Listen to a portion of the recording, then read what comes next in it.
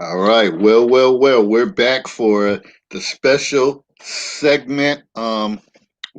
Wednesday night, Thursday night, tonight, Thursday night. Live in the Counselor's Corner, we'll be presenting, talking about cocktail conversations.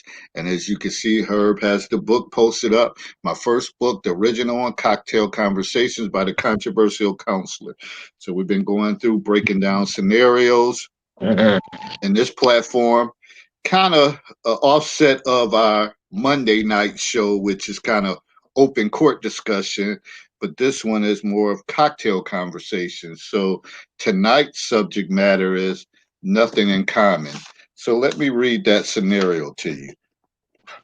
Tiffany and Jarvis have been in a serious relationship for almost 2 years and have been discussing marriage.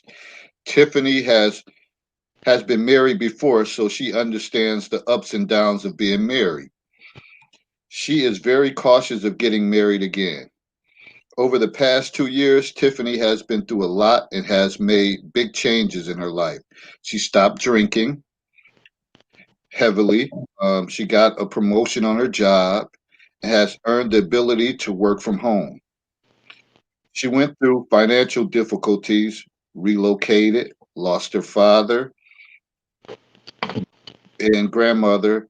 Through it all, Jarvis was there for her. Tiffany feels there are some things that will become major issues in her relationship, and she is wondering if she is being too cautious, or if these are serious issues that should keep her from marrying Jarvis. First of all, they have different interests. Tiffany enjoys going on wine tours, tastings, and he refuses because of his personal beliefs. Tiffany wants to take a trip to New York City to see the Wendy Williams show and go shopping. He refuses. Jarvis does not like Tiffany's friends because he feels they're pulling her back into her negative lifestyle, and he feels they should make friends together with married couples. They have different parenting techniques. Although they will not be having any more children together, Tiffany youngest is 16 years old. Tiffany wants to relocate and he refuses and would like to stay where he currently lives. Despite these obstacles, where do Tiffany and Jarvis go from here? Mm, mm. So as you see, there's multiple issues. And before I bring, Herb in to give his feedback on the scenario, it just reminded me if anybody tuned in on Monday, we almost had like a 4 hour conversation. I tried to end it after an hour and a half, 2 hours, but people kept wanting to talk. So my panel. So that's the importance of these conversations. And let me put this disclaimer out. None of my scenarios is going to be Cinderella type, some Disney type ending. Most of my topics I focus on the core areas.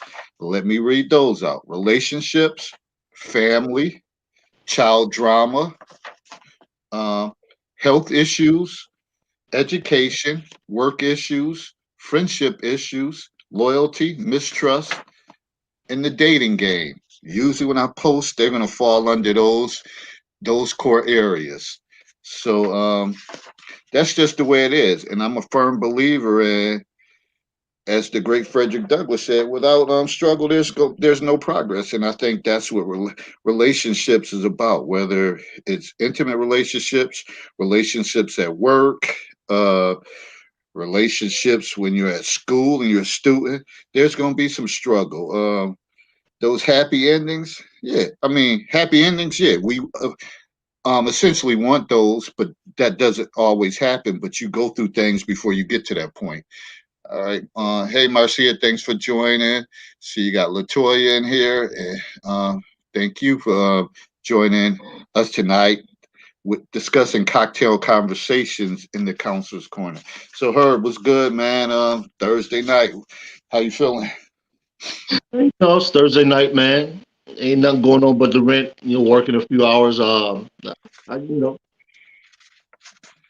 nothing to report. Just keeping the eye on the goings on Capitol Hill and what's going to become of that quagmire, and Dr. Anwar is putting together a panel so we can discuss that. So, the funny thing, I might be one of the few people who is actually going to say this is long overdue. And I'll save some of the commentary for that particular show, but I'll give it a little snippet and say that this is their version of civil rights. And I won't, if you have to figure out, if you don't know who their version is, then you probably have been sleeping a little too long underneath the mulberry bush. So, this is definitely a watershed moment in U.S. history. People thought the Civil War was, and it is. This is that one that bears keeping the watch on, because I think this is really, like I said, a watershed moment, is more so a poignant moment as to where this country is going to be headed in the future. But other than that, man, I, I got no complaints. I'm still living. I'm still doing what I'm supposed to do, and I'm going to continue to do what I'm supposed to do. I hear that. So when you look at this scenario, nothing in common. What's your take on that? Because for me, people start off in relationships. You, it seems like everything is in common. And you have men that, oh, they're willing to go to the museum. They like the daytime shows, the reality shows. When they're in the dating process, and suddenly things change, just as well as with women. Uh, you know, Prior to getting together during the dating stage, they're big football, basketball fans, fight night fans. All of a sudden, but then once they get with the person, well, when the guy says, "Hey, man, I like her. She's down to earth. She likes sports. She doesn't mind. We watch it together." But then suddenly things change after a while in the relationship. Well, suddenly she doesn't really have no interest in sports, or he doesn't have no interest in going to the museums or going to arts festivals and stuff like that. So you hit to that point, nothing in common. What do you do? It's interesting because I don't think I've ever really encountered that in my personal life. You know, and I'm looking at what Latoya said, and she said Tiffany and Jarvis need to separate and decide that if they want to continue their lives together, and that could be a move. Another move could also be they should start to find things that they can do together that aren't necessarily based on mutual likes. In other words, they should sit down and just go through some magazines, go through some articles, and find things that neither one of them have done and say, hey, well, why don't we try this together? Why don't we start to form some things that we can try and venture out together? That way, neither one of us is stuck doing something that the other one likes and that the other one doesn't like. And I always find that in a relationship, there's always give and takes, even though I may not say it or I may not display it. There's not always something that somebody wants to do that I like to do. So, and rare is it the time that I will actually partner with an individual where we don't have something in common. Like I love live sporting events, but I also have no problem taking in the museum. I don't think I've ever done a live TV show. Depending on who it is, that might be something I might be willing to take in. But I'm also always willing to explore new opportunities and new ventures. So somebody wants to go to a book reading. I've been to a book reading. I actually been in yours. So um, I always find that new experiences actually kind of cultivate an individual into growing. If you're with an individual that doesn't want to grow, or let me not say doesn't want to grow. So I think everybody wants to grow. Just some people grow at a slower pace. I think it's up to the individual who wants to do something to find a way to do that. And that might be a difficult process for people who are with a partner that they can't find out how to get to open up. It's like, it's like you get some people that are excellent with plants. They can take a plant that someone's dead and bring it back to life. And you got some people that take a plant that's thriving and they'll kill it. Are you the one that can take a plant that's that's thriving and kill it, or are you the one that can take a plant that's barely functioning and bring it back to life? So that's gonna excuse me. That's always going to take some skill. And like I've always said, what do you have in your utility belt? There's a reason why I always mention the utility belt. What can you do to liven up a party? What can you do to to be quote unquote the life of the party? When I say the life of the party, I'm not saying you have to be up there and entertain everybody. I'm just simply saying that when your name is mentioned, people perk up and say, "Oh, if they're going, I'm going." So it's nice to be thought of in that circle where you're the one that brings attention to certain types of uh, events and things of that nature. So when people they go on and say, "Hey, who's that crowd around?" And they go over there and see you can say, "Yeah, you're never this funny at work. You're never this engaging at work." Well, that's work. I have to be buttoned up, straight lace at work. So here I can be more who I am. It's like the scenario you read, the one where we spoke on Monday, where she wanted him to clean up and open up more. Hmm. Are you the woman that can get the man to do that? Are you the man that can get the woman to do that? Because there's always somebody out there who has the blueprint for someone. Maybe not everyone, but for someone. So the question becomes, can you figure out the blueprint for that person, or do you have the blueprint, or do you have the knowledge in your utility belt that you can resource and make it work? So now that you speak on the knowledge, let me break down.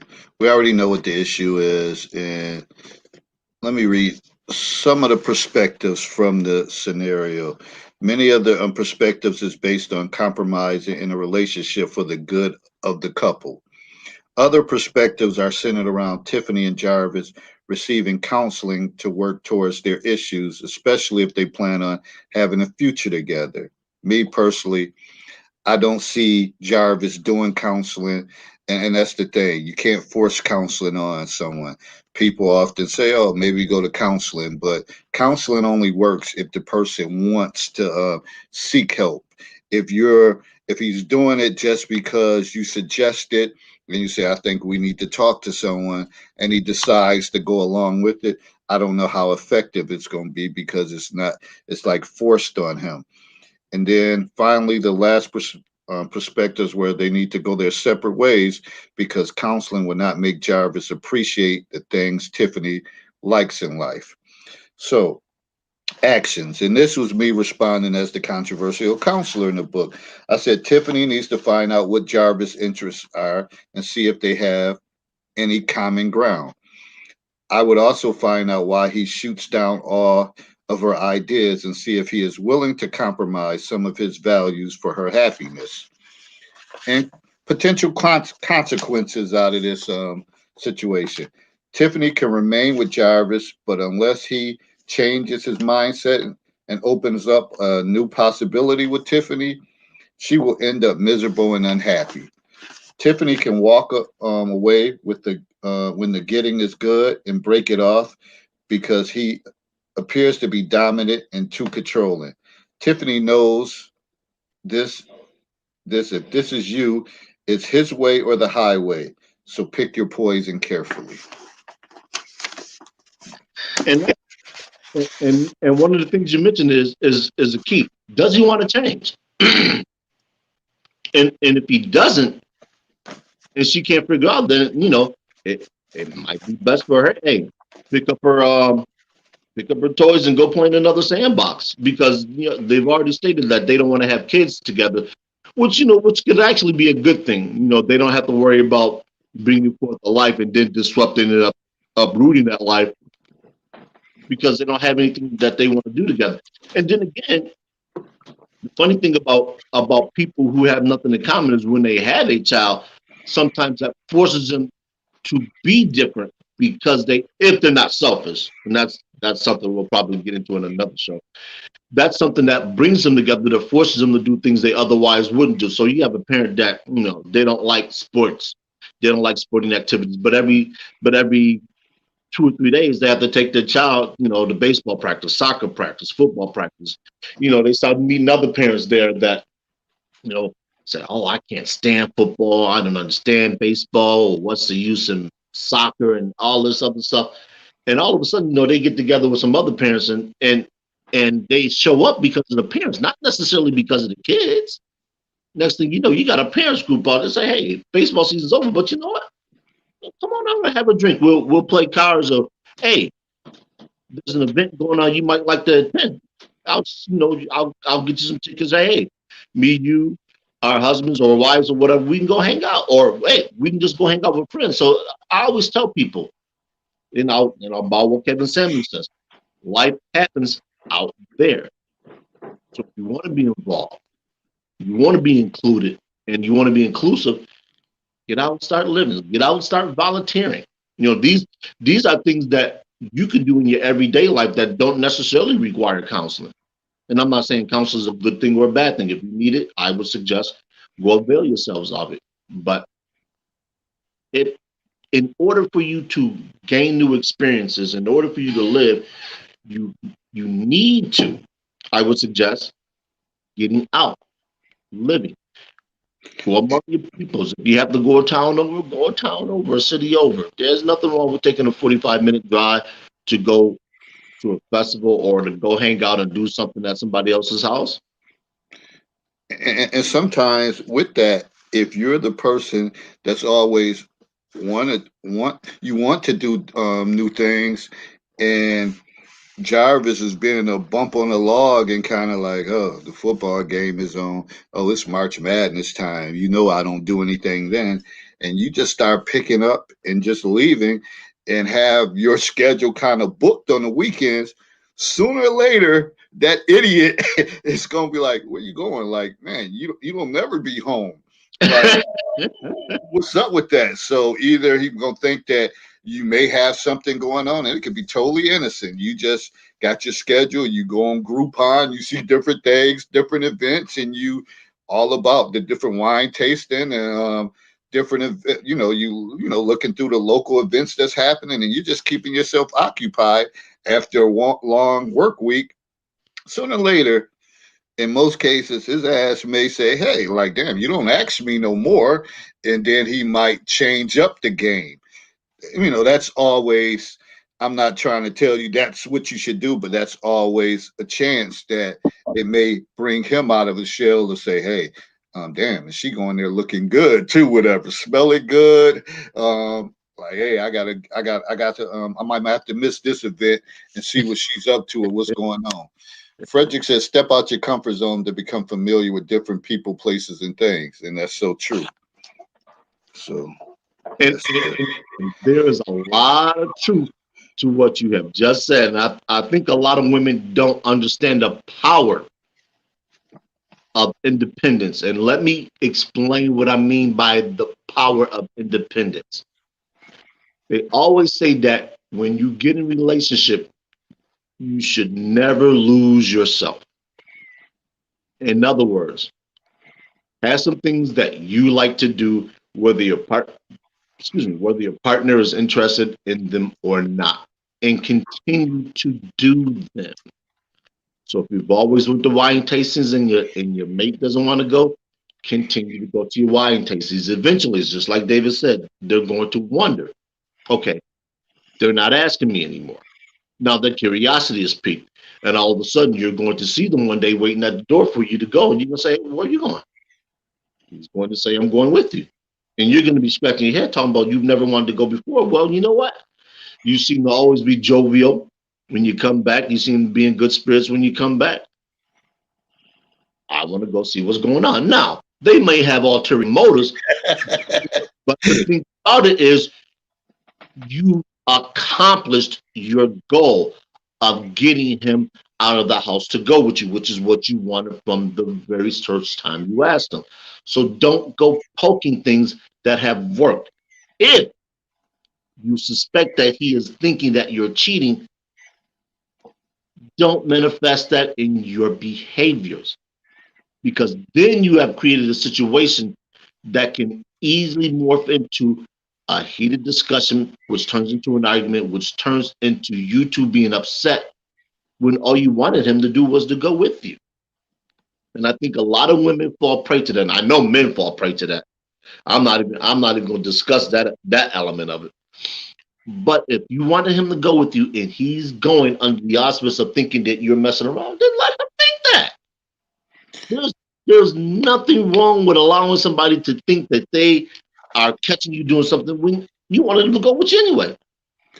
And prime example of that, that's just like, even working in the schools, or when, when you have children and you might have one that's reluctant to do anything, and then the group decides to go on and they're playing a game and they're having fun. And then you have the other one, to have the one person with their hands crossed, poor body language, like they don't want to play, they want to do it.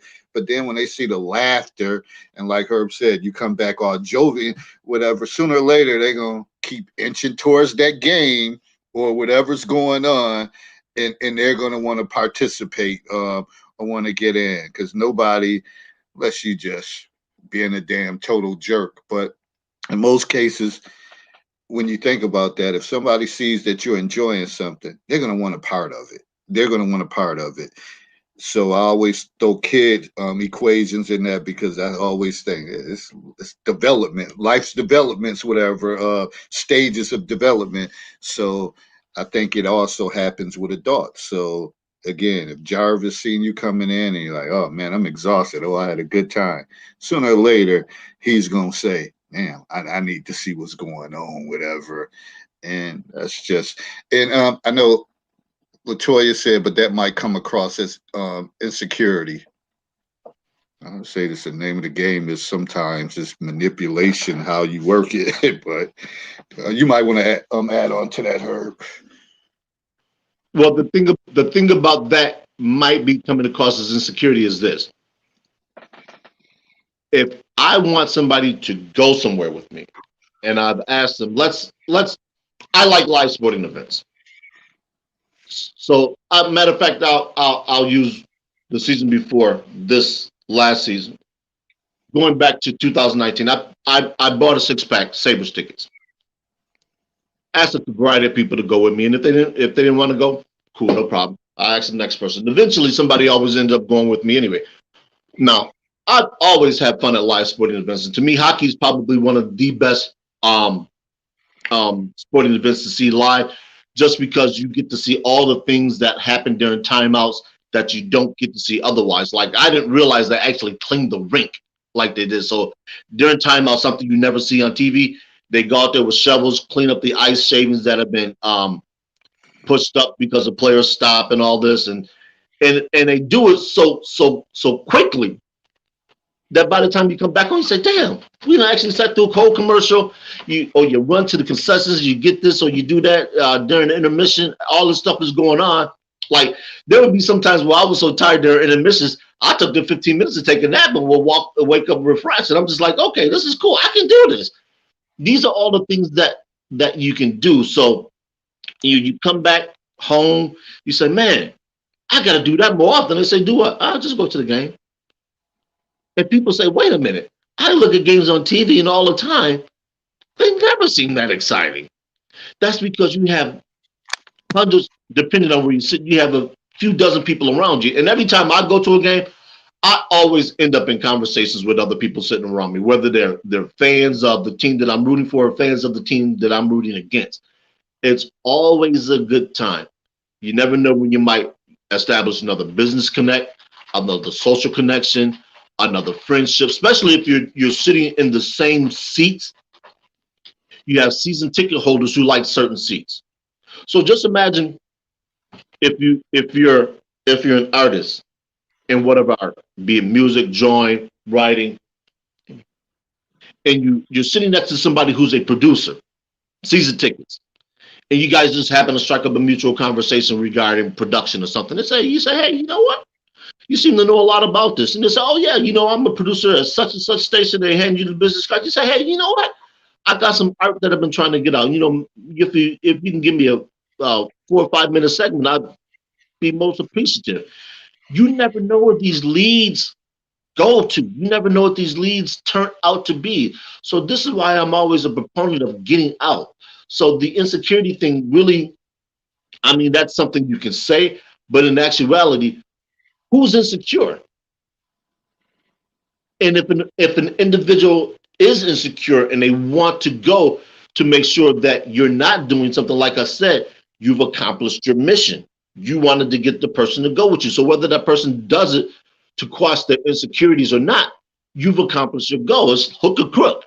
If I want to get somebody to do something and the honey doesn't work, well, I can try something else that's equally aromatic to get them interested. So whether it's me going to get a cut every time I going to get a nice cut and putting on a nice suit, nice hat. Now I don't have the hat on tonight. Dave was always represented with the hat and looking the part. And my girl says, "Where are you going?" Well, same place I've been going that I've asked you to go to for the last 2 months, but you rejected. She's gonna say, "Well, can you wait for me?" I'm sorry, baby. You have to catch me next time. Guess what? Next time she's going to be ready because it's going to be etched in her memory that I want to go and I want to see what's going on. That's all I wanted. I just wanted you to accompany me. And when you get in the car, you're going back home, and more than likely, she's probably going to be driving if it's me. Now we have a series of comments. Swanda said, "Men make time for all their hobbies, sports, and activities. Women sometimes have to work into the schedule."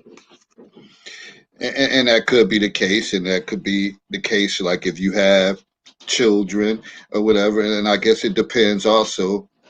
Well, it doesn't have to depend also, but a lot of times if you have a boy and a girl, a woman might, if it's ballet and different things like that, she may choose, but fathers do that as well. And if it's fathers, he got a son, the baseball, football, basketball and stuff, that stuff is kind of, it's never ending. So, but women, I'll give y'all that kudos. And many times y'all schedules might be more rigorous with cooking, more so cleaning. I mean, and that's not in all cases, so don't get me wrong. Some men do that as well. And, it's just about managing and, again, communication. So, but I agree with that statement that, like, when a guy sees a good game coming up and say, oh man, Philly and the Celtics is playing in Philly, whatever. I'm there. They're gonna purchase that ticket without hesitation, and they may tell their woman, "Oh, a couple days in advance. Oh, Saturday, you ain't got to worry about this and that because the Celtics is coming to town, so I'm definitely going there." Whereas women may be a little more. They may let you know in advance, guys. I think sometimes with sporting events, guys may do stuff on impulse and just like, hey, ain't nothing gonna stop me. Whatever I got it cheap, I got a deal, I'm there, no matter what's going on. So I do agree with that. I don't know if Herb you want to add to. Well, let me read. It's a couple more. Latoya said, "I have been to live sporting events. I haven't been to a live sporting event in a while. The first time I went to a baseball game, it went by so fast. I was shocked because it's on TV for what seems like hours. Yeah, baseball kind of. I like baseball during the playoffs.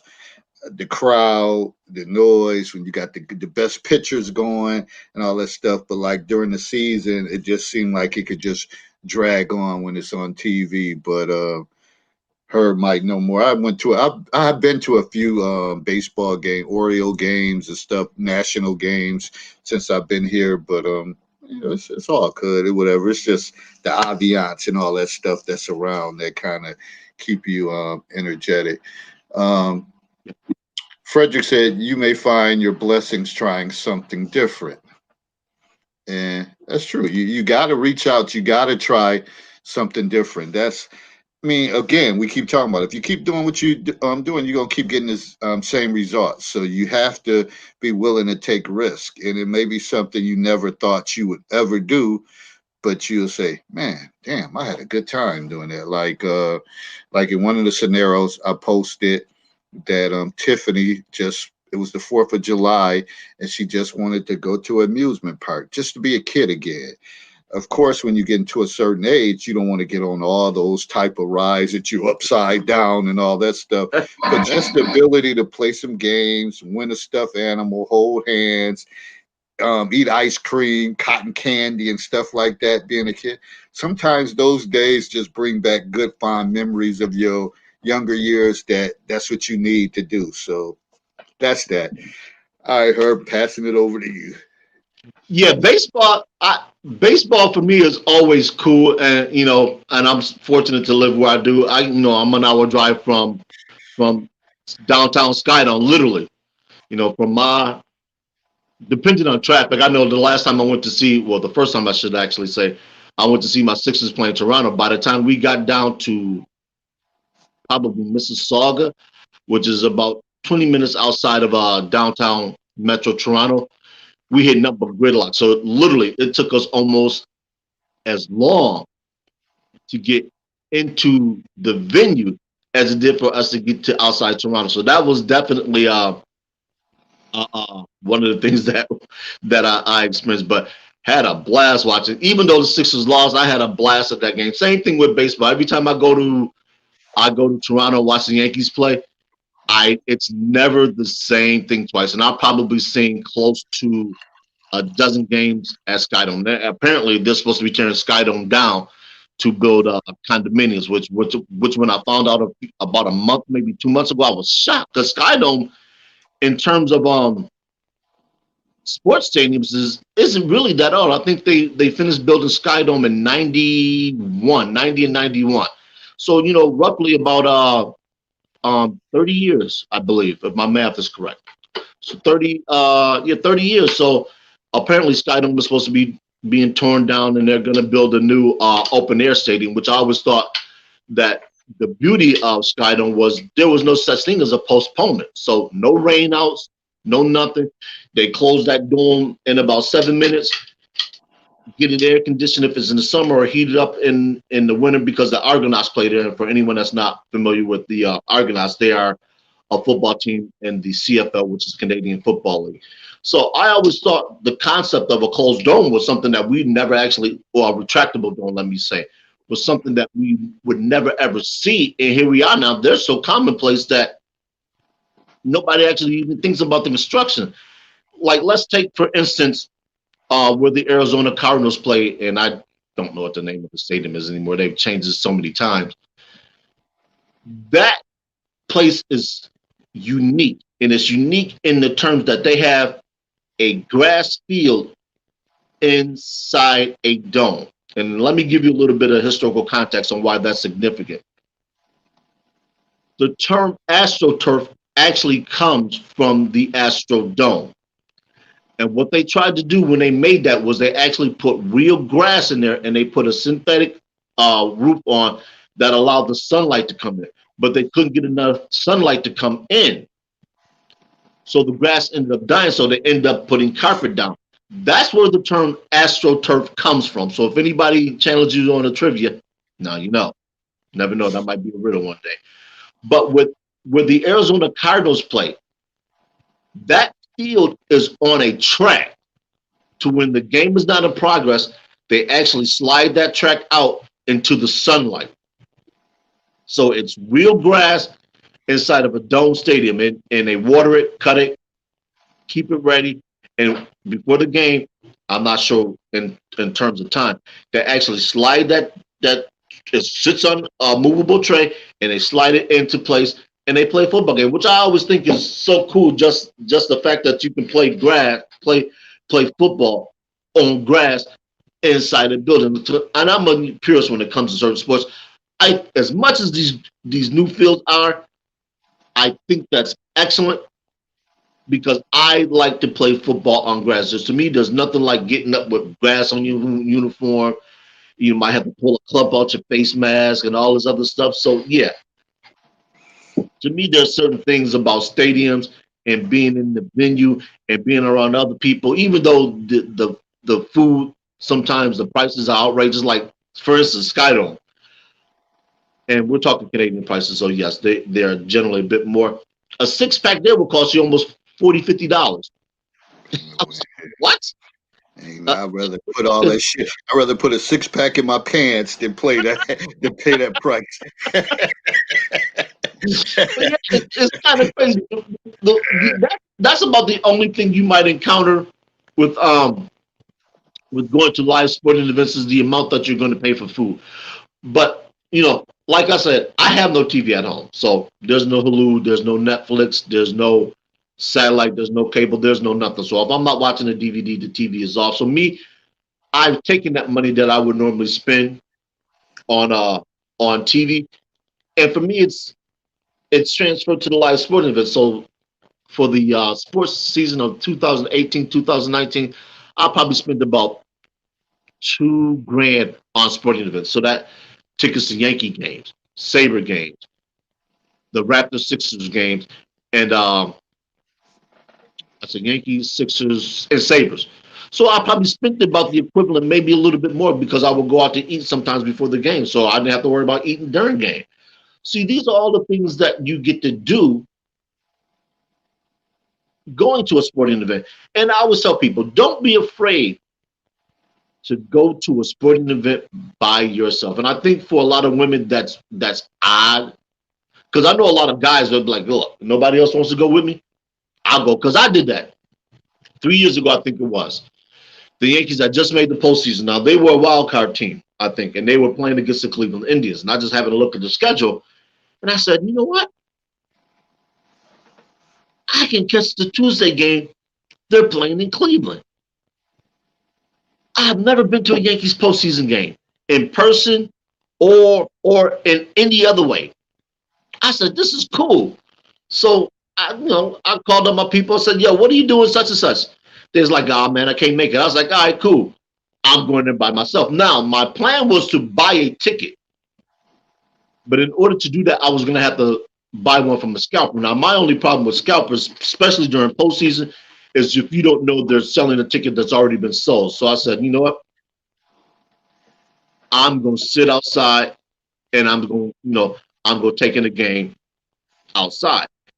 What I didn't know at the time was that Gund Arena, where the Cleveland Cavaliers play, and Progressive Field, where the Cleveland Indians play, or the Cleveland baseball team, now pardon me for anybody that may have been offensive to, there's a plaza right in the middle, and they have huge big screen TVs all over the place. I was in my glory, especially after CC got out and was mowing them boys down, and the Yankees got out there. I think it was like a 6-2 lead. Oh, I was talking trash. There was Cleveland fans all around. And I bumped into a younger cat, and I think he was working for an affiliate out there who was doing promotions. And I was like, yeah, I said, the Yankees got this. They going to beat them down. I'm going to be here talking cash, trash. He's like, the game ain't over. The game ain't over. The game ain't over. And then when Lindor got that base hit, and you just kind of heard the momentum shift in the stadium, you can hear the fans. I was like, don't do this. Don't do this. I said, no, man, no. He's like, at the end of the game, man, I want you to be here because I'll be talking trash. I was like, look, I said, I ain't going nowhere. I'm a diehard Yankee fan. I'm going to be here regardless if they win or lose. So I had a blast going down there by myself, but I think that's counter to what a lot of women might do in terms of sporting events, because women like to do things that are communal in nature, and there's nothing wrong with that. It's like Frederick said earlier, in order for you to go, you got to push some boundaries. So don't be afraid of going to a sporting event by yourself, especially if you're single. I want to, and I want to chime in before that on some of these comments. Swanda has said, "Hello, don't be sexist. My daughter is a baller." And my apologies, whatever. I know some girls they give out the business in sports, whatever, too. So I don't want to diminish and make it seem like all they do is ballet and dance. Some girls is athletic as hell, better than boys, faster. Some of them are stronger, and all that case. So I understand that part too. Tiffany said, "Us women like sports too. Don't leave behind." Yeah, we know that, but if it's a case that a woman is not presenting herself that she like it, guys will tell you maybe an hour, 2 hours before that. oh, don't worry about dinner, whatever, because I'm about to such as we about to meet here and we about to go to this game or whatever the case is. Women typically may let you know ahead of time as far as that. Teasley said, I was in a relationship like this and he was this way. No compromising for him. If no compromise, save yourself the heartache and just leave. Hello, Marcia. And Swanda said, it's just not that exciting to think about those details. And Tiffany says, 76ers is my team. All right. So, again, to wrap up all this stuff together, to bring everything back in besides sports, sometimes you don't have nothing in common. You have to either, some from some of the comments I read from the post I put out before this broadcast, a lot of people, I ain't gonna say a lot, but the few people that responded said, run, get out those relationships. You can run or you can communicate and you can compromise and you can come to terms. Like if it's in this situation, this scenario, Jarvis felt everything Tiffany did didn't have no meaning. It was stupid, whatever. Fellas, that's not the route to go. That's not the route. You may have to miss a game. You may have to miss a whole days full of games just to please them, and you just got to go there. And you may go there kind of again, uh, arms folded, like, oh God, when does this end? But if you open up your mind to something, you might actually enjoy it and say, you know what, I had a good time. In fact, like Herb said, I ended up meeting this CEO when you were over there looking at this painting, and I told him what I did, and he gave me his business card and stuff like that. You just never know; those little small moments could change your whole life. So again, you have to open up those abilities. But when you have somebody like, I ain't doing this, I ain't doing that, it's kind of tough. Well, I'm gonna tell you about me, and I make it known. On Sundays, used to be Saturdays, used to be Mondays. I've kind of let them go a little bit because I don't watch at home. But on Sundays, I'm not moving. I'm not moving from in front of the radio because I listen to the Bills game. Or if I happen to go somewhere and I'm watching the Dallas game, those are my first priorities. September through most of through depending on when the Super Bowl and the playoffs are through January. Then I throw in Saturday. Man, hold up. I, Hold I'm up. from mine. Hold up. I'm sitting here watching. I'm sitting in the big dog chair watching the game. That's a long damn time to put somebody on hold or pause during that time. So what if what if she plans a trip for you and say, you know what, surprise you, say, we going out of town. I planned this, she paid for it. So you gonna sit your ass in front of a radio and not go? Wow. I make Wow. no, but see, my whole thing is I always give due disclaimers. I say, look, I don't hang out. You're not gonna catch me in bars. You're not gonna catch me in strip clubs. You're not gonna catch me running the streets. You're not gonna catch me playing the PlayStation all hours of the day. This is what I do. I like my sports. That's my outlet. So on Sundays, from September to the beginning of February, I'm watching the games. If if you want to do something during the week on Fridays, hey, I'm yours.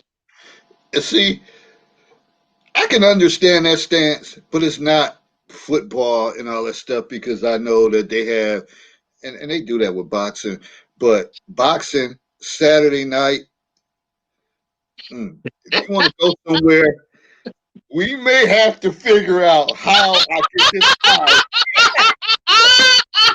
How do I get this high that I can watch this boxing match. No, I don't want to hear about it. I don't want to go on social media and say, "Oh shit, he got his clock clean." I want to see that shit live or whatever the case is, because that shit can just happen in a matter of seconds, whatever, compared to football, basketball, which a game lasts a couple hours. So I'll try to shuffle my schedule. Like, okay, we can do this, but at 10 o'clock, this fight is going on. Especially, well, if it's Money Mayweather back in them days when he was fighting, I don't know. You might can hang it up at that time, whatever.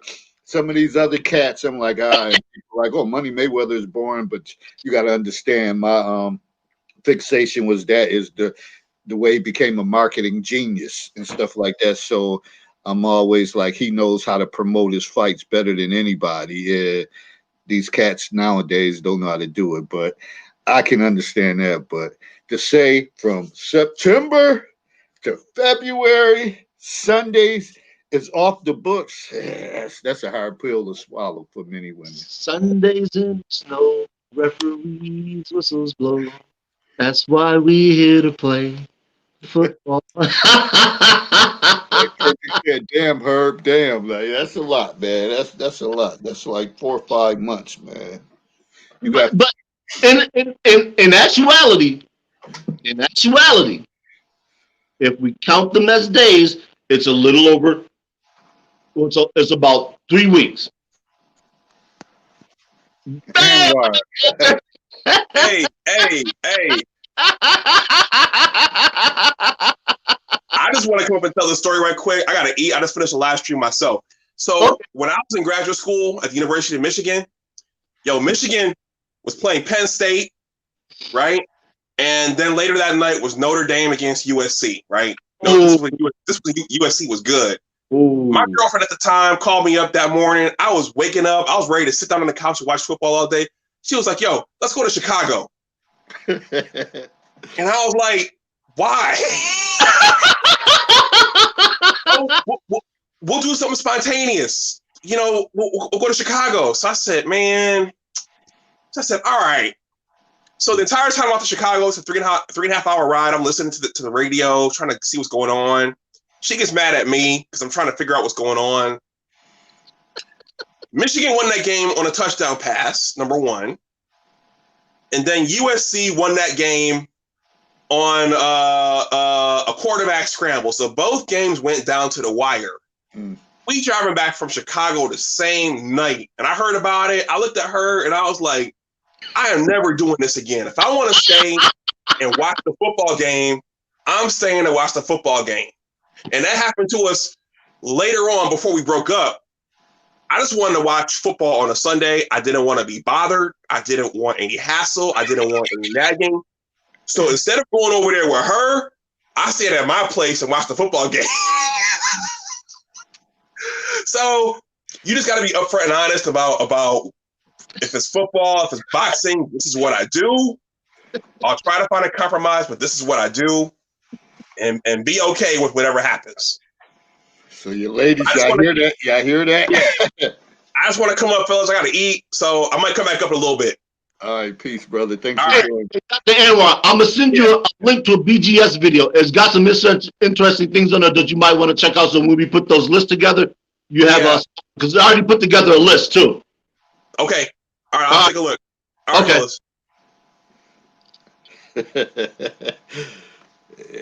Okay, Herb, you got somebody that agreed with you on that notion.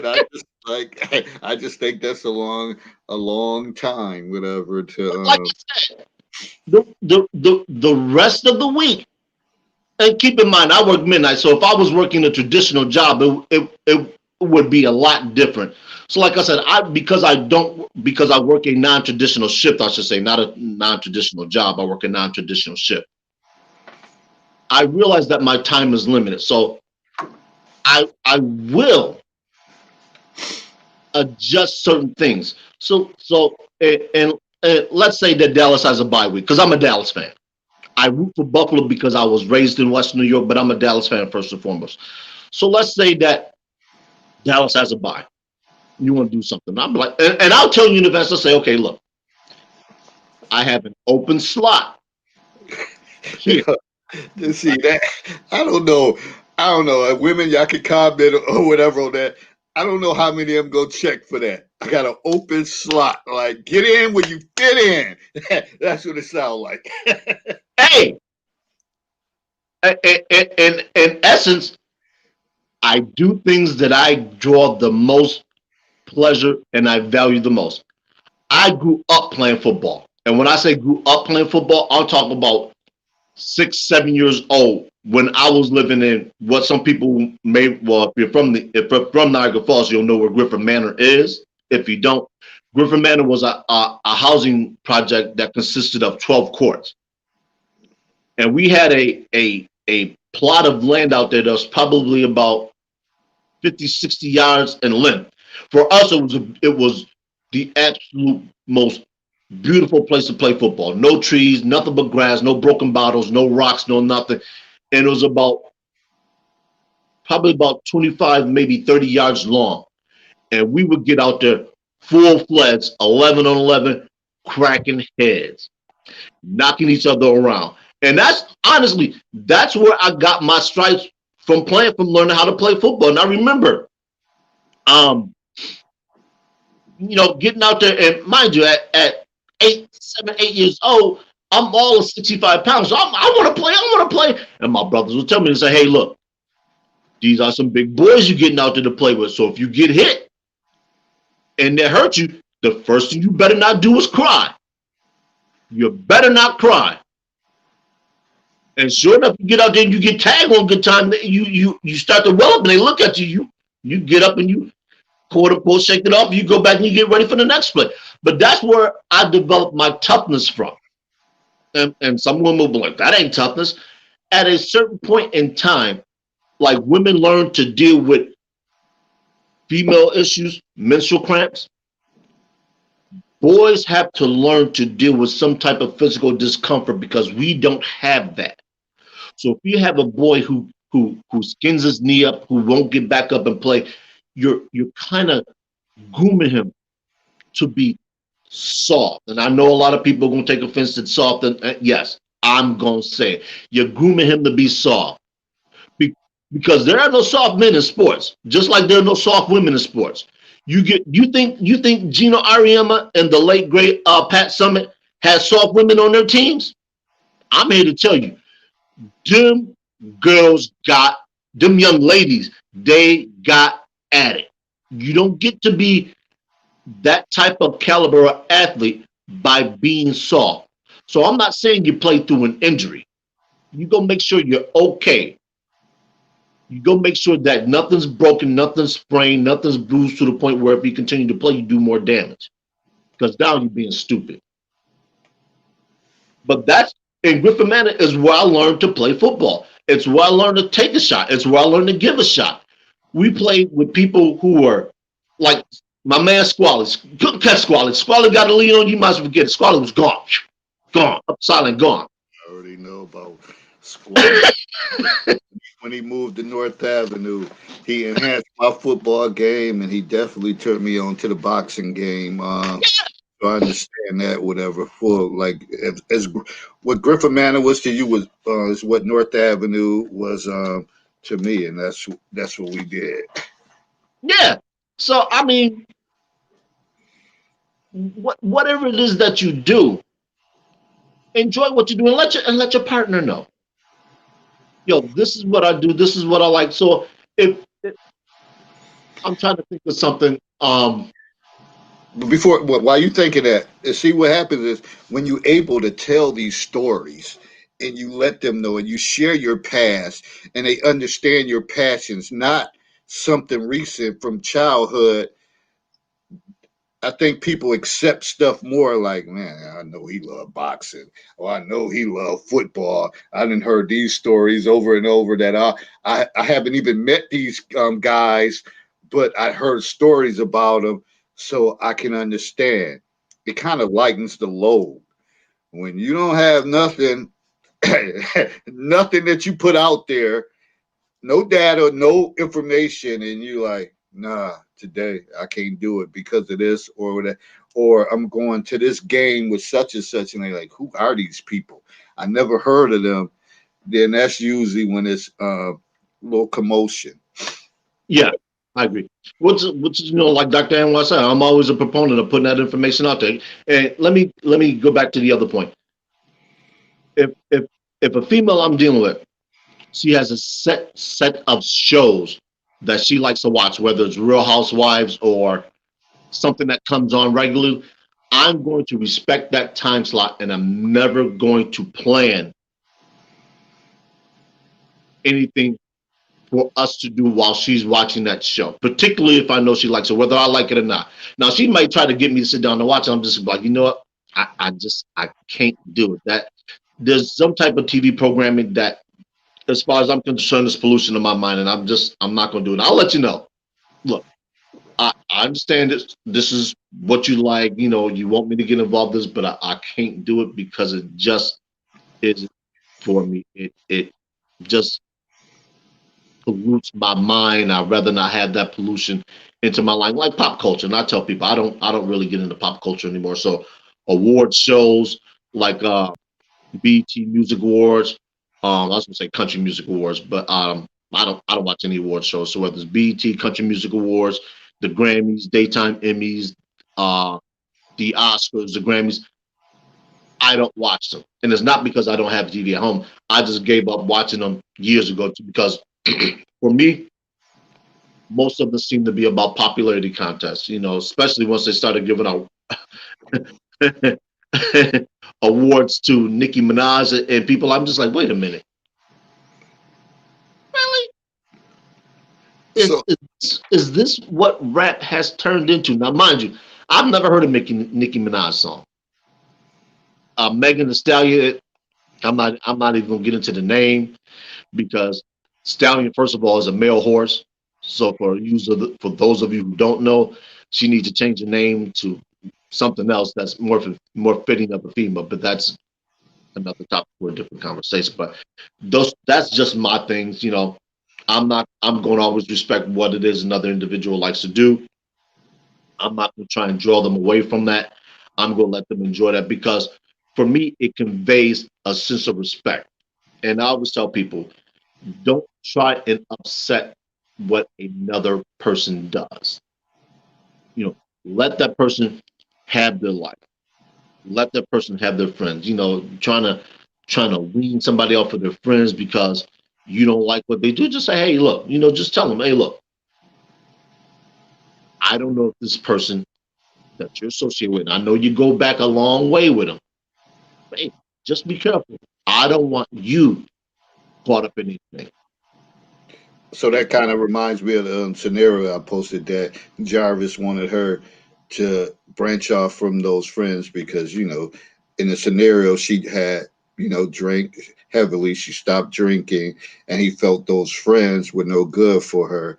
So you saying kind of be careful how you tread those waters and don't make it seem like you want her to cut them totally off, but just letting her know that, listen, I don't think they no good for you, and then you keep it moving. Right. All you, there's diplomacy. I think is a lost art in a lot of things, and relationships is probably primary. There's a way that you can give information, even to the most sensitive of people, and it be received in a manner that you want it to be taken. And then sometimes damned if you do, damned if you don't. But I always say it's better to say something and not have it liked than not to say anything at all and then be pissed because you didn't say anything. Because the first person, in all honesty, what a person can say was, "I didn't know. You didn't tell me." And whether you think their FOS is full of, or you think they're just using that as a ploy, it's an honest statement. But if you tell them, they can't say, "Well, you didn't tell me. You didn't let me know." Okay. Well, let me say that this: when we think about this whole scenario, we talk about nothing in common. Let me give you 7 pointers, and I'm not even going to go all into great details, but 7 ways to help you make it work. Number one, find common ground. Find something that you're potentially interested in together, and that requires a conversation. Hopefully, that conversation happened prior to you being together for a couple years. You kind of know. Uh, Number two, take the relationship in strides. You just got to go with the flow. You got to go with strides. You can't have these unwanted expectations without the other person may not feeling the same. So just take it in stride. Three, challenge each other in a healthy way. So you may challenge each other. It may be certain little things that you may come up when you say, well, if you do this and if you don't do that, like sort of like a little bit or whatever, then we have to do this weekend. Challenge each other. And if you lose, you have no choice. And one of the conditions probably maybe you need to have a positive attitude once you lose, because some people is just sore losers and they just can't take it. And but challenge each other. Four, embrace your independence. So like Herb said, like you don't want to violate people times. If there's certain things, so at 9 o'clock I watch this. Say, all right, I'm not gonna call her or text her during this time. I'm gonna wait till it go off or whatever. Or oh, I know boxing is coming on tonight, so I'm not gonna keep messaging him or calling him during boxing, whatever. I know that's one of his favorite things. Five, support each other. You got to have support each other. You can't put down something like, oh, that's stupid, or why do you watch this stupid football with these basketball players running around, or these football players, these tight articles slapping each other in the ass, stuff like little stuff like that. Support each other, respect their boundaries. There's gonna be boundaries. There's certain things you may have somebody that she's in the church or he's in the church. That's something they do faithfully. Either you go and join them, but you have to respect it. Just respect it and respect their views and values and prepare for change. Because sooner or later, if that's the person you want to be with, you may change.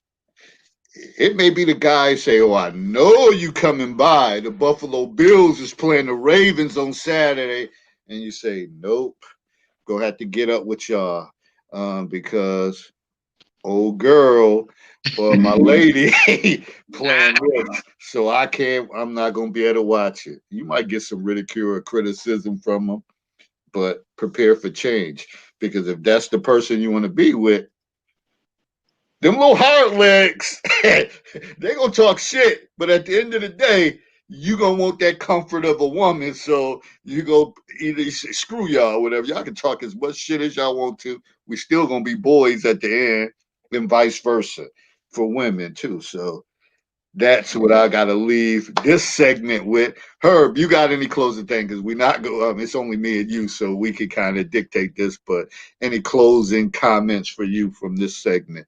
Nah, man. Playoff football though. Ooh, that's a lot to miss. It is, it is. And Ravens and the Bills. I have no well, Buffalo is my second favorite team, but it's a lot of talking Buffalo. Like sometimes I'm like, yo, Buffalo fans, chill.